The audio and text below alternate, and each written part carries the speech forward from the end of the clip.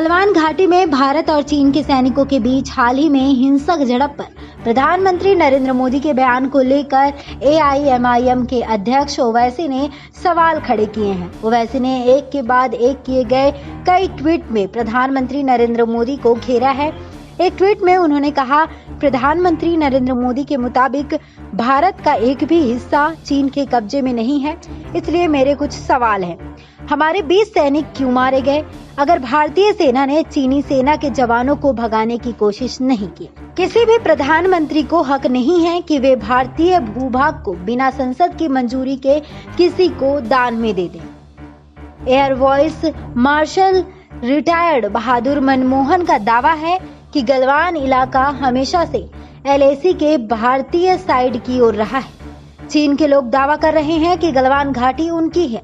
ये कहना कि चीन का कोई कब्जा नहीं है, क्या प्रधानमंत्री नरेंद्र मोदी इसका समर्थन नहीं कर रहे हैं? एक अन्य ट्वीट में उन्होंने कहा कि अगर भारतीय क्षेत्र में कोई चीनी घुसपैठ नहीं है तो भारतीय वायुसेना को ये क्यों कहना पड़ रहा है कि LAC पर किसी भी स्थिति का जवाब देने के लिए हम तैयार हैं।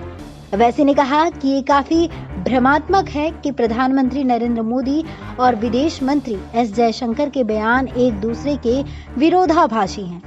एक कहते हैं कि कोई घुसपैठ नहीं है, दूसरे कहते हैं कि चीन गलवान में LAC का सम्मान करते हुए आपसी सहमति से चले गए। चीन ने गलवान सेक्टर में हमारी ओर ढांचा खड़ा करने को कहा है।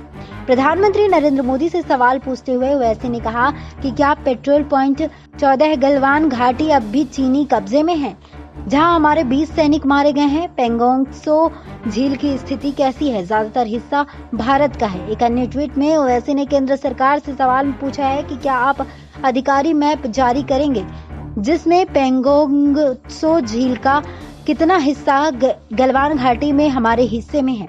खासकर हालिया मौतों के सिलसिले में क्या आप एक व्हाइट पेपर में पब्लिश करेंगे कि लद्दाख की भौगोलिक स्थिति 2014 से 16 जून 2020 तक कैसी रही? बता दें आपको कि सर्वदलीय बैठक के बाद PM मोदी ने सभी राजनीतिक दलों को आश्वस्त किया कि हमारी सेनाएं सीमाओं की रक्षा करने में पूरी तरह सक्षम है। प्रधानमंत्री नरेंद्र मोदी ने सर्वदलीय बैठक के बाद कहा कि ना तो वहां कोई हमारी सीमा में घुसा हुआ है और न ही हमारी कोई पोस्ट किसी दूसरे के कब्जे में है। लद्दाख में हमारे 20 जाबाज शहीद हुए, लेकिन जिन्होंने भारत माता की तरफ आंख उठाकर देखा था उन्हें हमारे जवान सबक सिखाकर गए हैं। SPN 9 न्यूज रूम से श्रुति की रिपोर्ट।